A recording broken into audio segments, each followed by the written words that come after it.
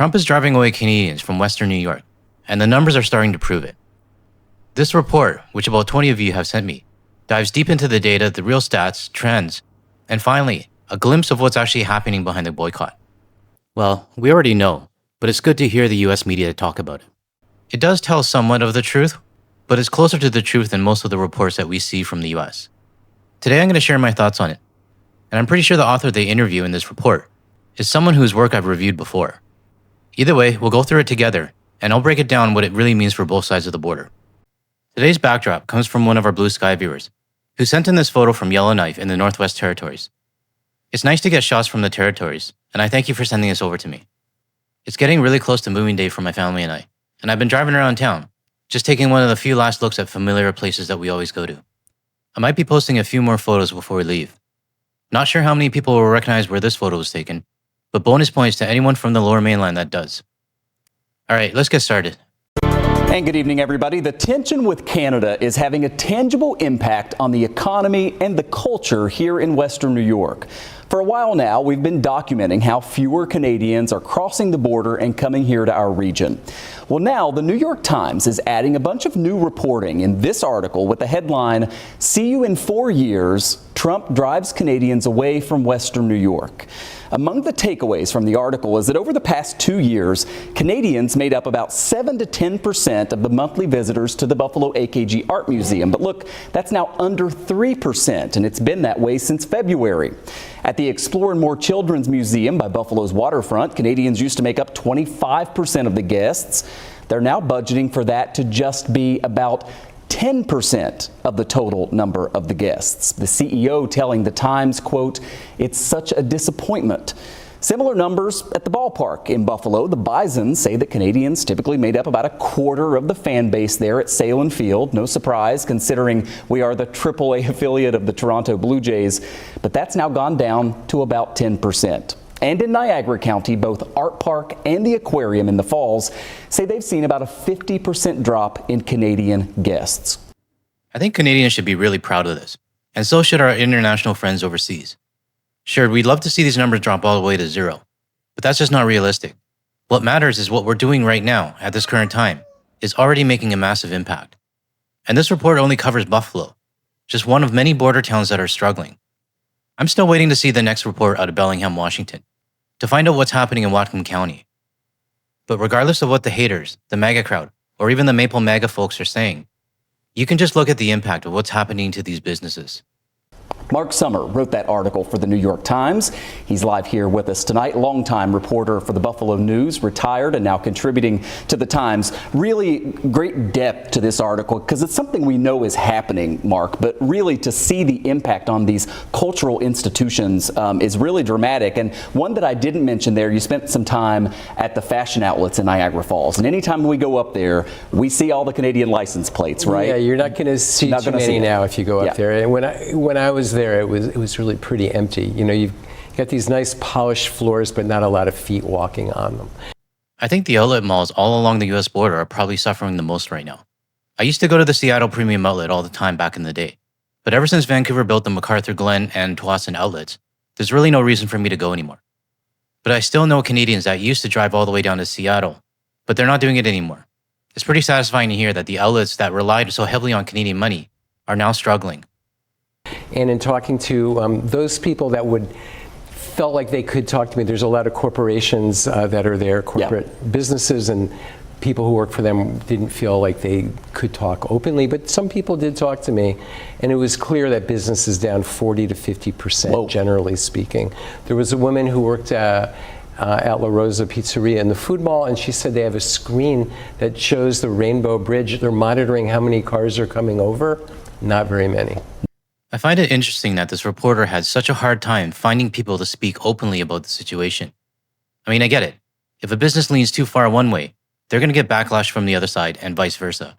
But the fact that US citizens, workers, and business owners are afraid to speak up, it just mind boggles me. It almost feels like something you would see in North Korea, where speaking out against the leader could get you in some serious trouble. And the part about having a camera pointed at the border to track southbound traffic, that's just depressing. I mean, I can't imagine just sitting there monitoring the empty lanes, waiting for cars to come back. Wow. Yeah, that puts it into perspective. And of course, you think of the impact on tax revenue, sales tax revenue coming into the county, coming into the state ultimately. You also talk to Canadians about why it is that they're not coming, and it really is sort of multifaceted. But it's interesting their perspective on that. Sure. You know, what I got from talking to Canadians is that many of them are they're baffled why there's even this a rupture between the United States and Canada. They're angry, they're offended, and they're afraid. They're afraid because they see images of ICE, you know, kind of Gestapo-like guys who are, you know, very militarized, and their faces are covered, and they're snatching people. And that surprised me the most, to hear Canadians saying, we don't want to cross the border. We don't know what's going to happen to us. I don't understand why this is such a surprise to you. You just said that ICE is grabbing people out of nowhere, including US citizens.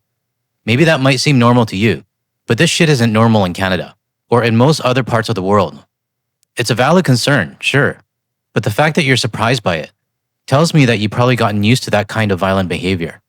And as for what you said about Canadians being baffled, this Canadian right here isn't baffled at all. I know exactly why we're in this situation, and exactly why I'm not visiting your country. The reason is your president, the administration he handpicked, and those 77 million voters that put him there. It's not mind-boggling, it's not confusing at all, it's completely predictable. If you agree with me on this and you're not baffled either, let me know in the comments below. And while I'm at it, if you agree with what I'm saying and you haven't subscribed yet, hit that subscribe button to show your support for the channel. But they are really just taken aback at why suddenly the United States seems to be their enemy, because we've always enjoyed great relations. So I didn't live in Western New York prior to 9/11, but it used to be, it was really easy to cross back and forth, right? After 9/11, obviously, there were security measures that were put in place, but we've still had this just long-standing relationship of you know, crossing the border back and forth. Right. So big picture, how long do you think this lasts based on your reporting, and where does this go? Well, you know, it's hard to tell because you know, President Trump, you know, in the last few days, he didn't like an ad that was being run out of Toronto. So that had to do with President Reagan, who was very anti-tariffs. So Trump then on his own decided, well, I'm going to put 10% more tariffs on Canada. I'm not going to talk to them anymore. Like, who the heck knows? Who can guess? I know, talking to Patrick Kaler, who's the president of Visit Buffalo, he's very concerned. He feels that someone said, well, we'll see you in 4 years. Some may go back in 4 years. Well, just over 3 years from now. But does that really change anything? Just having Trump out of the office? I'm not really too sure it does. There's a darker side of the United States that has been exposed. And the mask isn't going back on. Even if the guy in the White House is gone, the millions of people who supported this chaos are still there. And they'll be pushing to get someone just like him back in power. If Trump's administration have their way, he'll probably be running for a third term. And that shouldn't be taken lightly. One of my viewers, who's been around the channel since around 5,000 subs, told me something that really stuck back in May. They said that they were done with the US until Trump was gone. But in one of our most recent emails in October, they said, nope, after everything I've seen, I'm not going back, even after 4 years. I changed my mind. I'm sharing that because people are seeing it for themselves. The slow deterioration of the United States day by day and week by week. So those saying, I'm going back once Trump is gone, I would say is think beyond who's sitting in the Oval Office. Look at the wider damage that's already been done. Oh, and the Visit Buffalo president he's talking about? This is the same guy who decided to put up the giant Buffalo Loves Canada billboard right along one of Toronto's busiest highways. I've done multiple videos on this in the past, and thousands of you voiced your frustrations about it, mainly because of how completely tone-deaf it was. Trying to lure Canadians back just because Buffalo businesses are hurting. It's not the way to do it. We're tired of being marketed to. Most Canadians can see right through this kind of campaign, and honestly that effort and money should be spent targeting Washington instead. So yeah, Patrick Kaler, you should be worried, because nothing's going to change anytime soon. That's a long time, and he's really afraid that Buffalo and Western New York will be tarnished to a lot of Canadians who used to come over, but they're like, No, I don't think so. Yeah. And the longer this goes, the more harm it's going to do, he felt. I only have a few seconds left here, but is that also the sense that you got from the folks who are running AKG, the Children's Museum, the aquarium, all of these cultural spots? There's really a great concern that the longer this goes, the worse it's going to be for everybody. And that it's just so unnecessary. Yeah. I agree with him on that. This whole situation is completely unnecessary. But as I always say, Canadians didn't start this, and we're sure as hell not going to bow down and just take it either.